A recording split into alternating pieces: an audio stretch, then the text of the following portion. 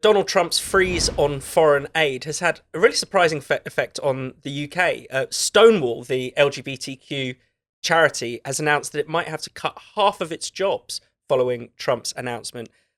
We know that it got at least £500,000 via something called the Global Equality Fund, which is run by the US State Department.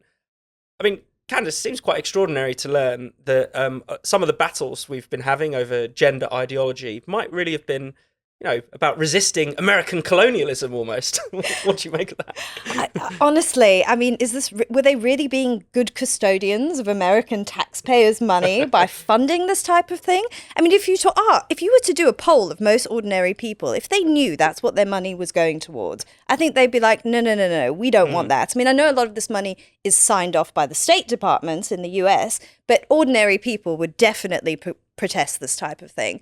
I mean, this whole sort of opening up of what USAID has been funding is fascinating. I mean, there's things like overseas health programs, which I think most people would think, that's okay, that's fine. But it's the way they've given themselves the power to take money from people, which is literally hard earned, and use it for various ideological causes all around the world as if they know better.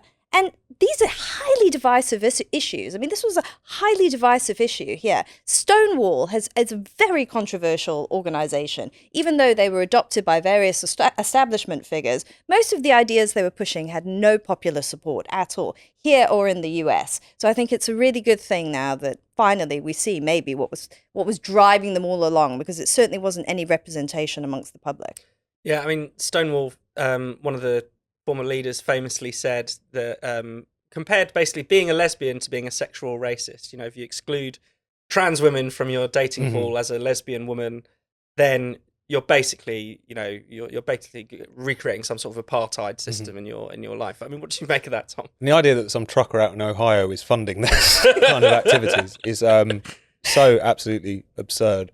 It's a real reminder, all of this, about what a kind of racket, really, the whole international aid setup is. Of course, there's many good organisations, there's many very worthy causes, there's many things that richer nations would want to fund around the world in terms of infectious diseases, in terms of development, what have you.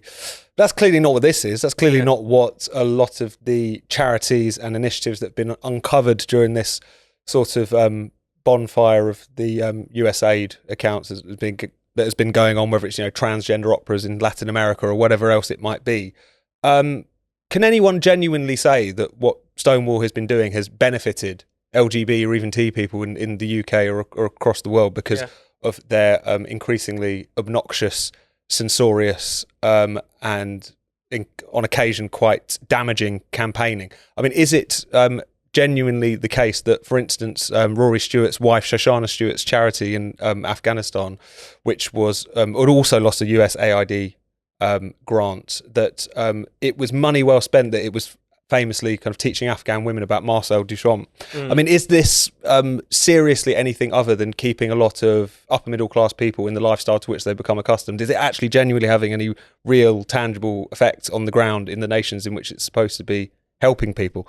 Of course not. And I think that's one thing where you end up having a very kind of phony discussion over something like this, which is, of course, there's going to be concerns raised about how quickly this was done, the legitimacy with which it was done, because you've got an unelected Elon Musk just kind of like running rampant in various sections of the American state at the moment. Yeah. Also, in this kind of shock and awe way in which he and Trump seems to operate, a lot of good causes getting caught in the crossfire, even as some people might agree with the general drift of what they're doing. There's a certain way to go about it, certainly.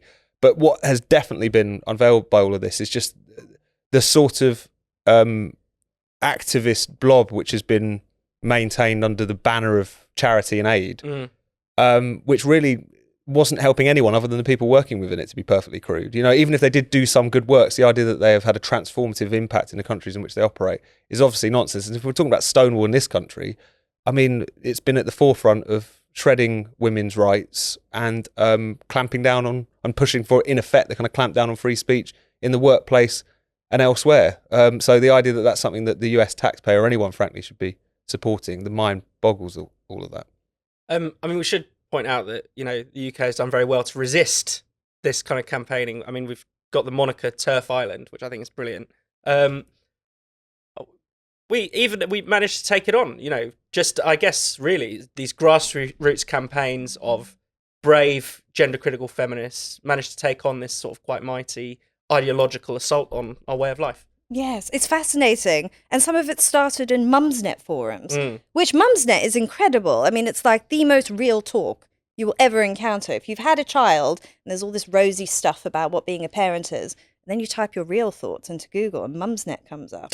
And it's absolutely amazing. It's like authentic thoughts. And that's where a lot of it started. And people were just sort of, you know, sharing their ideas and thinking, you know what, I don't believe a lot of this stuff. And then it grew, and the discussion, it was completely organic. That's the thing. So the sort of gender critical discussion versus what Stonewall was doing, this false debate versus how people really felt about things, their real lives, what these things really represented to people, and also kind of gave birth to what I think a new sort of down-to-earth feminism as well, rather than that sort of austere abstract feminism that you have with like Judith Butler, who pioneered gender ideology, which doesn't matter to people in their real lives.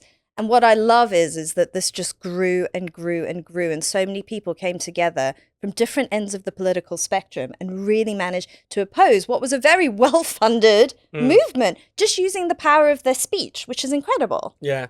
I mean, it's ironic as well, because often the sort of TERFs in the UK would be accused of working or being funded by the American religious right. And now we know who was getting the American money all along.